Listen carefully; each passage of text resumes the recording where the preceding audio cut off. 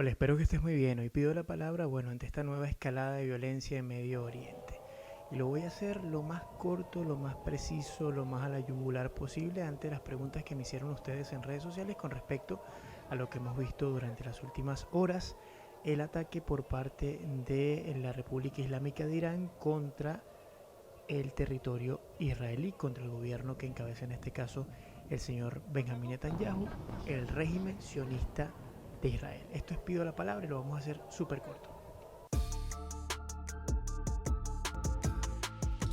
Vamos a comenzar muy temprano en la mañana. La República Islámica de Irán aseguró que tenía misiles que podían volar desde su territorio en Persia. Aclaratoria número uno, los iraníes no son árabes, son persas, mosca con eso, 12 minutos hasta impactar en territorio israelí. Horas después vimos lo que parece ser el hackeo de la cúpula de hierro, que es un escudo antimisiles desarrollado por Israel para defender principalmente Tel Aviv y Jerusalén. Falló y, según medios israelíes, desde Irán recibieron 180 misiles, pero según Hispan TV, que publicó estas imágenes, fueron más de 400 los que lanzaron. Lo primero que no debes repetir, ellos son locos y se entienden. No, esto no se trata de locura, esto se trata de un conflicto. Mi jefa siempre lo dice, cuando tú peleas con un compañero, peleas con otro, peleas con otro, peleas con otro, peleas con otro, peleas con otro, a lo mejor el del problema eres tú. ¿Qué es lo que pasa con Israel?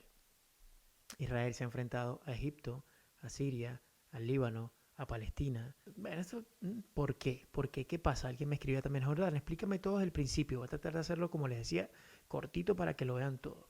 El Estado sionista de Israel, que no es lo mismo hablar de eso que hablar del pueblo de Israel.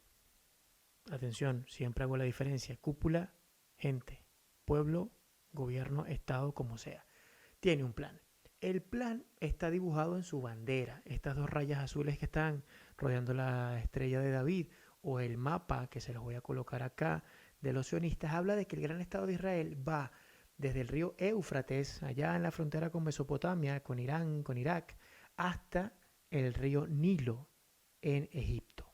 Ese es el plan. Hay una frase que ellos se repiten, ¿no? Y que han traducido del hebreo, que está en las escrituras, que dice algo así como que a tu descendencia he dado esta tierra desde el río de Egipto hasta el gran río Éufrates. En base a eso, mucha gente trata de manipular y darle un sentido religioso a un conflicto que yo creo que poco tiene que ver con eso, tiene que ver con ubicación geoestratégica.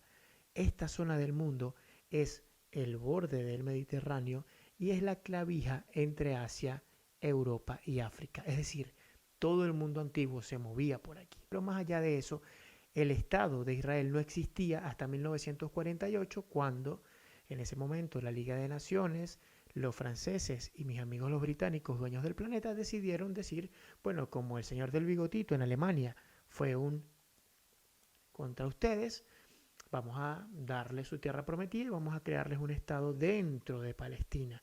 Allí comenzó todo, al Nakba, cuando los palestinos fueron expulsados de sus tierras. De ahí en adelante, la guerra de Yom Kippur, la guerra de los 6 días, se han enfrentado al Líbano, siempre han vencido. ¿Por qué?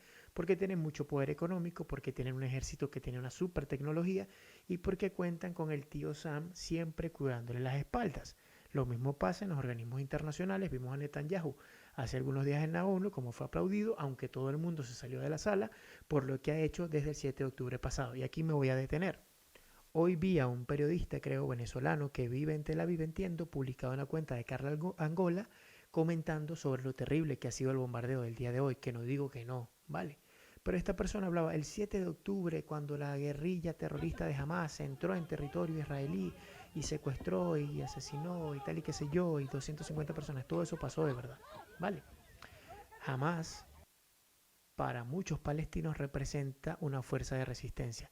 Y este tema es bien delicado y aquí van a escribir de todo, ¿no? Porque la gente, dependiendo de su ideología, pues se pone de un lado o del otro. Yo voy a tratar de apegarme a los hechos lo más que pueda, ¿vale? El 7 de octubre, jamás, ciertamente entró a este festival musical, pasó lo que pasó, las imágenes terribles que vimos, los asesinatos que vimos, las víctimas europeas y todo el asunto, y esto le ha servido nuevamente de excusa a Netanyahu para lanzar un plan que mucha gente, incluyendo mi persona, pudiéramos calificar de genocidio contra el pueblo palestino.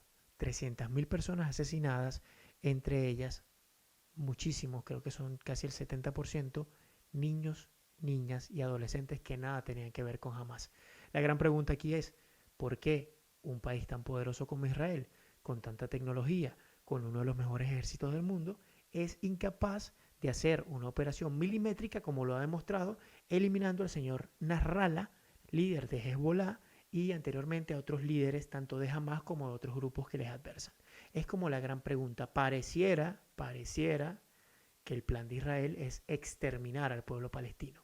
Eso en el territorio que hoy es considerado Israel, entendiendo que la Franja de Gaza era un enclave palestino que, hay que decirlo, es o era la cárcel a cielo abierto más grande del planeta. Imagínate que tú sales un día a tu trabajo y cuando llegas en la noche ves unas grúas y al día siguiente hay un muro y no puedes volver. Bueno, eso pasó en Palestina. Eso pasa en Palestina o en lo que queda de Palestina, ¿vale? Adicionalmente, los pescadores palestinos, por ejemplo, todas las mañanas se despiertan con lo que ellos llaman el despertador israelí, que son barcos de Israel que disparan a las embarcaciones de pescadores para que no puedan pescar. Entonces, hay una cosa bien maquiavélica por parte de Israel en todo esto, ¿no? Y no se trata, como me decía una amiga, cuáles son los buenos y cuáles son los malos, no. Se trata de que, imagínate que en tu país, el gobierno de los Estados Unidos decide, mira, como en Venezuela hay 5 millones de colombianos, vamos a crear un enclave en Valencia o en Maracay, donde van a vivir, y pues allí ustedes se comparten todo. Y resulta que esta gente empieza por Maracay, se toma Valencia, se toma Caracas, se toma todo el estado de Miranda, se toma Vargas, y tú empiezas a desplazarte. ¿Qué ha generado eso? Los conflictos que estamos cansados de ver y que cada cierto tiempo se reanudan con más y más crueldad.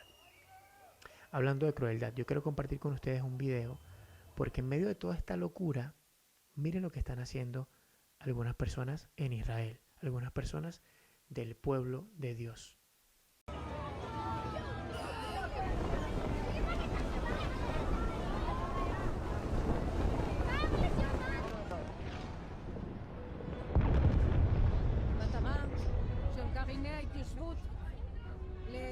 להתקרב ככל האפשר לעזה, לראות את עזה כולה ולהבין שמעתה והלאה עזה תהיה כולה יהודית.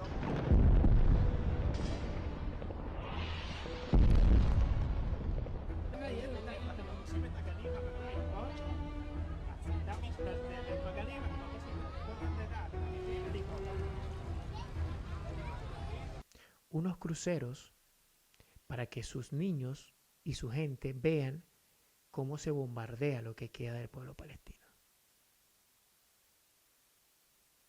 Esto es, por decirlo menos, indignante. Indignante. ¿Qué pasó con Hezbollah? ¿Qué pasa con todo esto? Esta persona que salía hablando con Carla Angola hablaba del 7 de octubre para acá, pero hay que recordar que en abril del año pasado Israel asesinó a altos políticos iraníes en territorio sirio. Y hay que decir también que durante los últimos 3 meses Israel ha estado bombardeando Yemen, porque los hutíes también lo atacan, porque es que nadie los quiere allí. Ha estado bombardeando Siria, que está destruida completamente desde la guerra con Bashar al-Assad, que ya tiene no sé cuántos años, y comenzó a bombardear el sur del Líbano. Durante la mañana de hoy anunciaron una operación militar por tierra, lo que ocasionó que Irán, que ciertamente apoya con dinero, con tecnología y con preparación a grupos como Hezbollah, reaccionara y dijera, hey, ya va, y lanzara un ataque. Las consecuencias de todo esto, miren, por una parte se dispararon ya los precios del petróleo, por la otra, observen esto.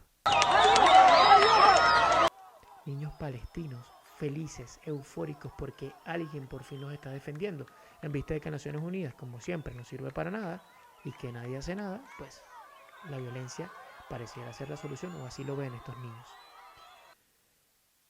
Lo otro, ya Estados Unidos ha dicho que Irán va a pagar las consecuencias, Netanyahu también amenazó, es decir, es un conflicto de nunca acabar. Como le decía yo a una amiga mía durante la jornada de hoy, ella me decía, bueno, es la respuesta al ataque, la amenaza de Israel. Y yo decía, es que este es el problema. Lo que estamos viendo allí es el típico ojo por ojo, diente por diente, hasta que todos nos quedemos sin dientes y viscos. ¿Por qué? Porque un ataque genera una respuesta. Y ahora estas imágenes que voy a compartir bien dolorosas de estas niñas gritando. Mi gran pregunta es, ¿cuándo se va a acabar esto si el mundo no toma unas acciones realmente potentes desde la diplomacia? Que digan, esto no se va a seguir manejando así, lanzando cohetes desde el Líbano hacia Israel, respondiendo con bombardeos y con incursiones militares desde Israel hacia el sur del Líbano, tomando lo que queda de los altos del Golán en Siria, expandiendo el conflicto tal vez a Egipto, a Jordania, atacando no solamente a los hutíes, sino a todo aquel que le levante la mano, porque lamentablemente esos niños que están allí van a crecer como han crecido sus padres y antes sus abuelos, con el mismo odio, con el mismo rencor, y pasa lo mismo del lado israelí, y esto va a ser una guerra que nunca va a terminar. Eso es más o menos lo que pasa. Entonces, número 1, para resumir en 10 minutos, no es un conflicto religioso. Número 2, el pueblo israelí ha protestado para que cese la colonización y la invasión de los territorios palestinos y los territorios del sur del Líbano. Número 3, esta es una política que responde al régimen sionista de Israel. Número 4, ciertamente Irán tiene intereses en la zona del sur del Líbano y no va a permitir que Israel frene a los que ellos entrenan y manejan para tratar de frenar el plan sionista.